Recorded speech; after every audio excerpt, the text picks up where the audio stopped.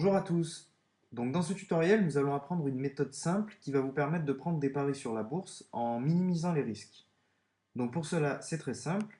Il suffit de se reporter à la partie outils que nous mettons à votre disposition sur le site. Et ensemble, nous allons voir comment distinguer donc une tendance fiable sur une valeur d'une valeur qu'on qualifierait de volatile.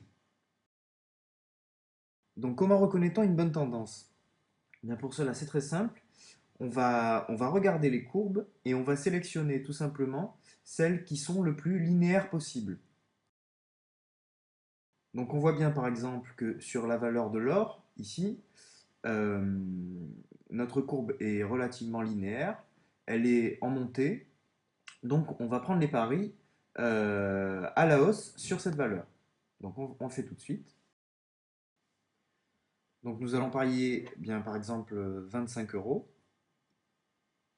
voilà, et on applique. Ensuite, ben, nous revenons sur la partie outils et nous allons sélectionner une autre valeur sur laquelle parier. Donc on voit bien par exemple que la valeur euro-dollar et la courbe est assez linéaire comme tout à l'heure pour l'or, à la différence du pétrole, la courbe du pétrole qui est beaucoup moins linéaire et donc c'est ce qu'on appelle une valeur volatile et on va éviter de parier là-dessus. Voilà, donc même chose que tout à l'heure, on parie sur l'euro-dollar à la hausse puisque la courbe est montante, 25 euros et on applique.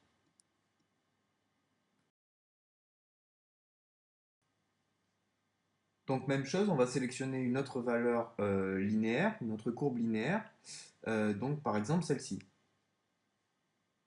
Sauf que cette fois-ci, eh bien, nous allons parier à la baisse, donc le bouton Put, car on l'a vu, la courbe est linéaire mais descendante. Cette fois-ci, elle est descendante.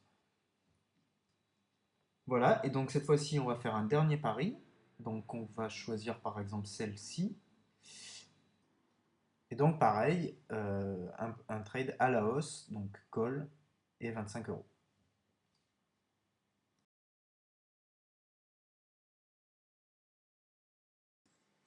Donc voilà, dans cette première partie, nous avons vu comment repérer les courbes les plus linéaires possibles pour effectuer les paris les plus sûrs possibles. Donc maintenant, nous allons voir les résultats.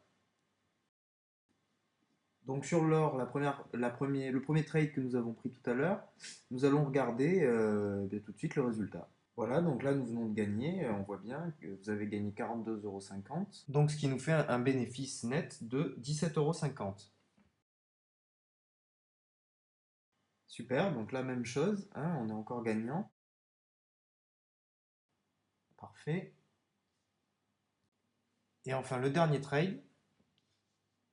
Allez, donc là, vous voyez, nous venons de perdre sur ce trade, ce qui va me permettre de vous montrer la méthode du contrôle des risques. Donc la méthode du contrôle des risques, c'est une méthode assez simple qui consiste tout simplement à sélectionner une autre courbe. Donc même méthode que tout à l'heure, on sélectionne la courbe évidemment la plus stable possible. Et sauf que cette fois-ci, nous allons doubler la mise que nous avions mise au départ. Donc on va le faire tout de suite. Donc cette fois-ci, nous allons miser 50 euros, le double de tout à l'heure, la somme que nous avons perdue dans le trade précédent. Et il n'y a plus maintenant qu'à attendre le résultat. Donc on va passer en mode accéléré pour voir le résultat. Donc vous avez bien compris que le fait euh, de doubler la valeur sur ce nouveau trade ben, va permettre tout simplement, si celui-ci est gagnant, de compenser la perte du trade précédent.